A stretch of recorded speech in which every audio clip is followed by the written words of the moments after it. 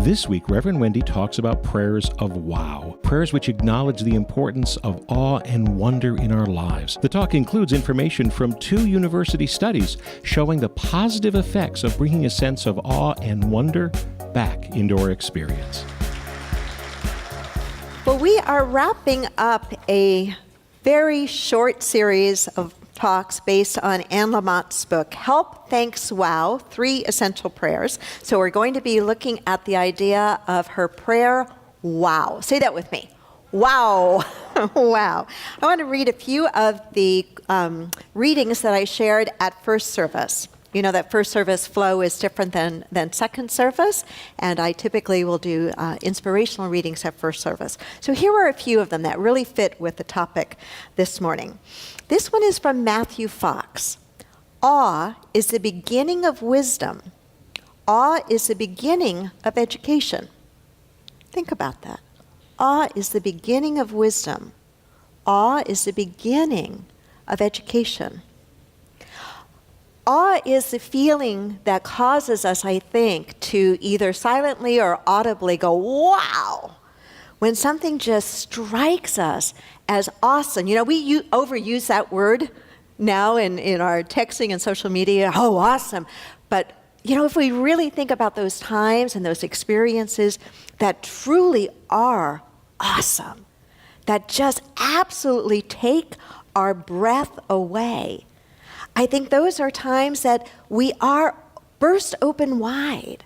Our soul is more open, our heart is more open, our minds are more open, and perhaps that in part is what Matthew Fox is getting at here. Awe is the beginning of wisdom. Awe is the beginning of education. We usually feel the feeling of awe, I think, when we are aware that we are in the midst of something grander and beyond ourselves. And it pulls us in and it opens us up. Or this one from Albert Einstein. It's fascinating to me, some of the kinds of things and ideas and statements about life that Einstein made. You know, I only think about E = mc squared when I think of Einstein and stuff I just don't understand. And yet he comes up with statements that are just very spiritually rich. He who can no longer pause to wonder and stand wrapped in awe is as good as dead. His eyes are closed. Yeah. When we shut down, for whatever reason, we are literally closing ourselves off to the experience of life itself. And this one is from Jonathan Haidt. Awe is the emotion of self-transcendence. Think about that one for a moment. The emotion of self-transcendence. Begin with me for a moment by closing your eyes and by thinking of and calling to mind your personal experiences that have filled you with awe, experiences that literally took your breath away. That you felt this sense of wonder, a sense of awe, a true sense of wow. And allow your mind, if there's more than one, and I imagine that there are, allow a few of them to come into your awareness. And maybe even let them show on your body. Maybe you burst into a smile. Notice how you feel physically. And then when you feel ready, go ahead and open your eyes. So a couple of questions about this.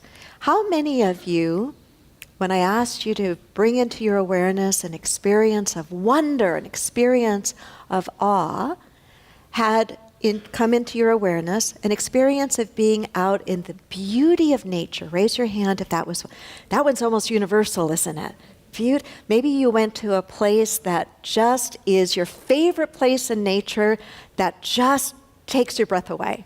For me, that place is on a small little boat sitting on June Lake in the Eastern Sierras, looking at the beautiful mountains all around.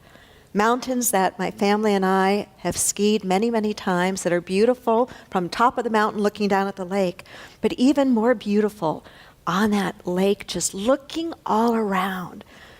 It feeds my soul. Some of you may have a shared experience of the mountains or the beauty of the beach or some other physical place in nature that you just feel this sense of transcending yourself, right? How about the experience maybe of considering the vastness of our universe, the immensity of our universe? Maybe you've watched a program like, I love the program Cosmos. I don't understand all of it, even when I really, really try. But I love the program Cosmos. I love the host of the program. I love how he makes science so alive. And I love how he talks about and shows the immensity of the universe. Any of you have experiences like that are just fill you with wonder and awe and transcendence and almost a feeling, right, of perspective. It's kind of hard to be tiny and tight and wrapped up in your own problems when you experience the vastness of the universe in which we live, right? Maybe it was the experience of a birth, not your own, you were there for that one. But watching a baby be born, or a kitten, or a puppy, or I still vividly remember being about 10 years old, I think. The first time my family took me, first time we were in San Diego, going to the San Diego Zoo, to the children's section of the zoo. I don't even know if they still have this part anymore. But they used to have a place, this is many years ago, where you could watch the baby chicks hatch from the egg in the incubators. And I remember my parents wanted to leave. I just wanted to stay. It took a long time for that one chick that was the closest to hatching to come out. It was awe-inspiring to me. As a child, I didn't have the words to describe the mystery of what I was watching, but I was so pulled in by it. What are some of the other experiences? Man on the moon. Oh my goodness. Wouldn't you love to be one? As a little girl, I wanted to be an astronaut. I didn't want to be the stewardess on an airplane. I wanted to be the astronaut. That should not surprise you. But the vision of planet Earth from the moon, right? So what is it about us that seems to actually need these experiences? I believe we need them. I believe that these kinds of experiences that take our breath away, either because of the majesty of them, the mystery of them, the grace of them, the power of them, the sheer beauty of them, that these experiences that take our breath away are the experiences that actually nourish and nurture our souls.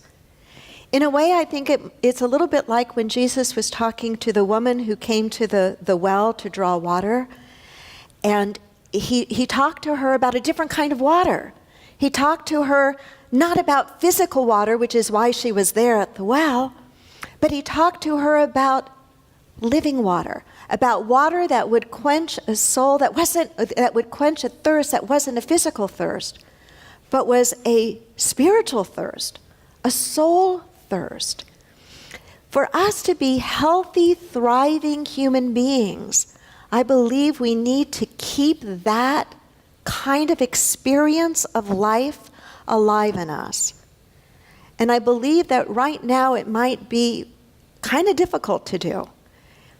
If we want to stay informed about the world, and I think it's important that we do stay informed, by golly, we've got to do an awful lot to make sure we're equally practicing or even more deeply practicing everything we know spiritually, so we don't shut down, so we don't become jaded with negativity, so we don't close each other out, so we don't fall asleep to the overarching wonder and beauty and mystery and majesty of the very world and the universe that we live in.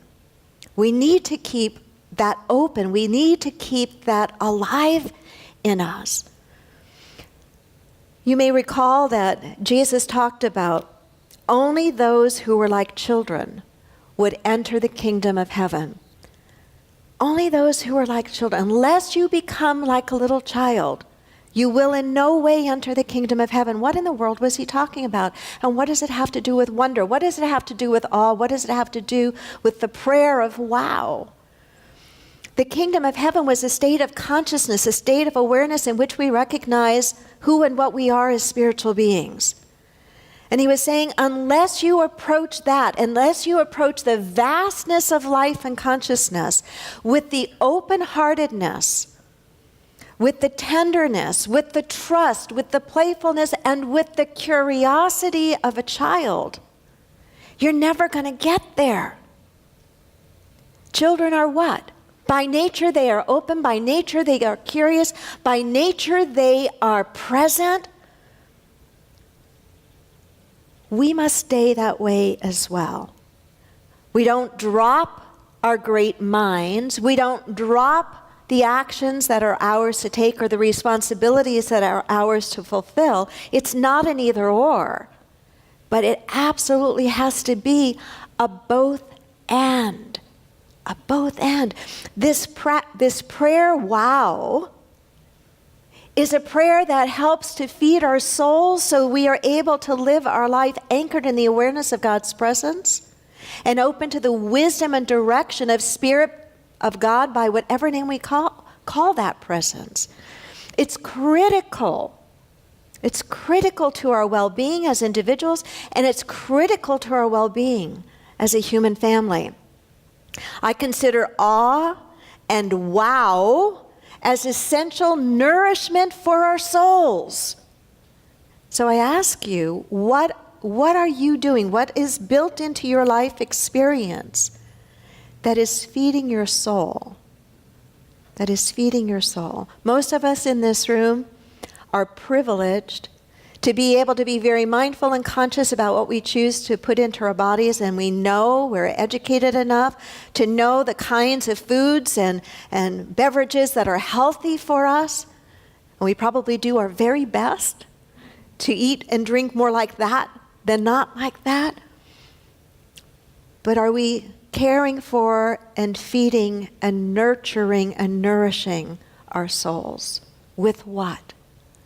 With open-heartedness, with being, whether it is for you out in nature and making sure that you get out there and you take that in, whether it is exposing yourself on a regular basis to the things that just blow your mind in the most positive way, the mystery and the power and the beauty and the vastness of the universe that we live in, whether it is to very consciously spend time, if you're blessed enough to have young children or young grandchildren, to spend time with them and enter into their world and try to see through their eyes.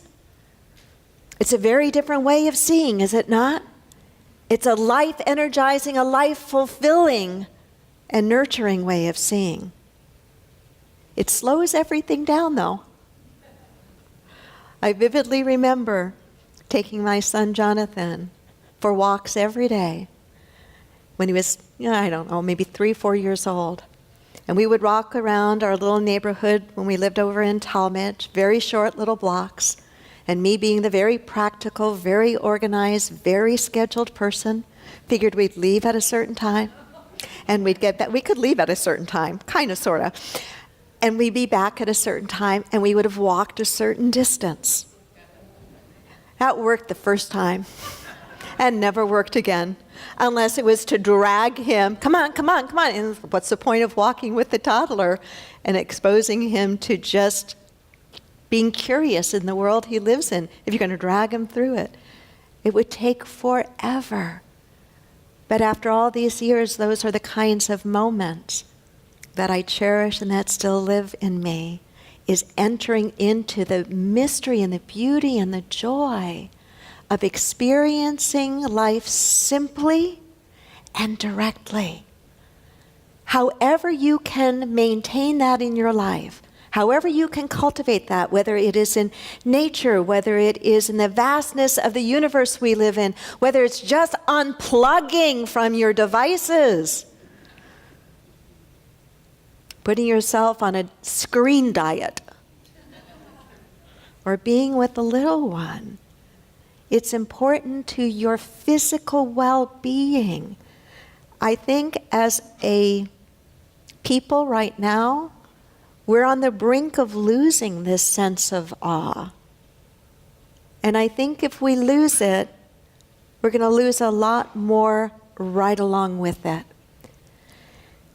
I do, as many of you realize, quite a bit of preparation for any of the talks that I give, and some of it involves looking at what research is out there in the world.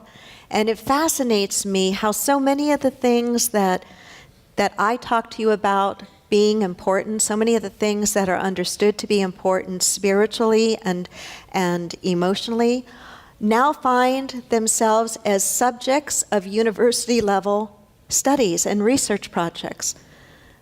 I can remember when nobody was researching or studying topics such as gratitude and its physiological effect on the human body.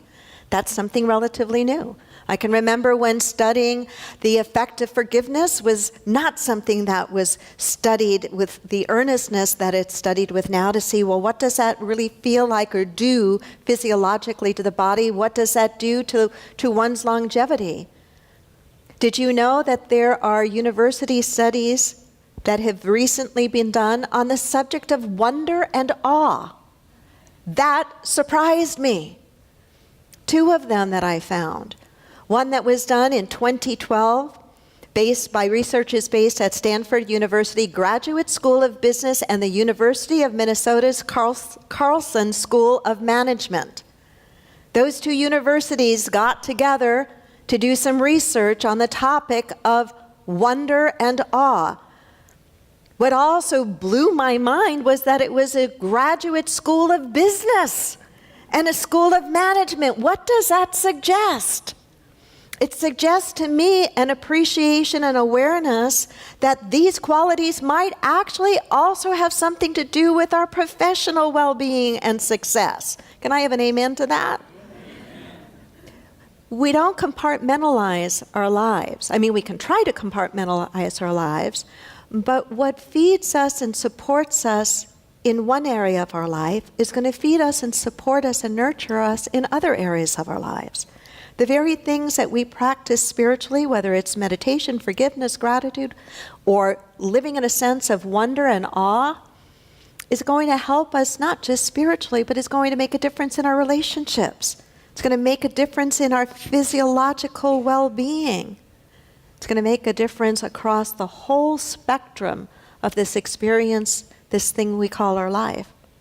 In 2015, there was another more recent study done out of UC Irvine, done by Professor Paul Piff, and he and his colleagues studied what the loss of awe and wonder mean for our world today and what experiencing awe can mean to our lives. I'm going to very quickly share with you the 12 things that they found in their study. And it's going to sound an awful lot like our spiritual practice and teaching, the byproduct of it. What awe can mean to our lives. Number 1, make us feel like we are a part of something bigger than ourselves. Isn't that what you have when you are in that place in nature that has taken your breath away? You feel that you're a part of something that's bigger than you, that transcends you. Second, makes us feel more connected to other people in the world around us because we're more open. We're more present. You can't be multitasking and be in a state of awe. Pay attention, Wendy. Number 3. See, you think you come to hear a talk for you. You just come to hear me talk to myself. Number 3, enhance our desire to be helpful and reduces feelings of entitlement. We could use a lot of that in our world right now. Number 4, make us feel smaller and less significant in the grand scheme of things. I don't think that's meant in a negative way or that we're insignificant, that we don't have value. It's to keep things in perspective. Number 5, remind us that our lives and our circumstances are tiny in comparison to the magnificence of the universe. Number 6, shift our self-concept and inspires us to more collaboration and cooperation. Number 7, make us more pro-social and less narcissistic. Boy, could we use that today. Number 8, make us feel more generous and empathetic to others. Number 9, help us feel we have more time, which enhances well-being. That one I put in bold. I thought, okay, that lines up really nicely. I'd love to feel like I had more time. Think about it, though. Think about it. When you've had those experiences of wonder and awe that have really just made you feel wow, isn't it as if not only do you transcend yourself, but time kind of warps? Nod your head if you've had it. I know I have. Time seems to expand. 10, reduce emphasis on the desires and concerns of the self. 11, increase our ethical decision-making abilities. Boy, I think we need a healthy dose of wonder and awe today. And 12, deepen our feelings of gratitude and thanksgiving. I didn't make this list up. It came from the research, the study of wonder and awe. We need to feed our souls, to nourish our souls. So I really encourage you to not just this week. It won't work if it's just, okay, I'm going to do this. I'm going to find something I can do once this week so I can have an awesome, wonderful experience. That's not it. It's just like health, right? To be healthy, it's a consistent practice of good and better choices, whether it's what we eat or the exercise we do. The same thing with the nourishing and feeding of our soul. The consistent practice of doing what we can do to disconnect from the craziness, unplug from our devices, get outside or watch something at least that just helps us to expand our sense of self and transcend ourself. We will emerge from that. If that is part of our practice, we will emerge from it healthier, happier, more loving, more cooperative, and stronger people. Namaste.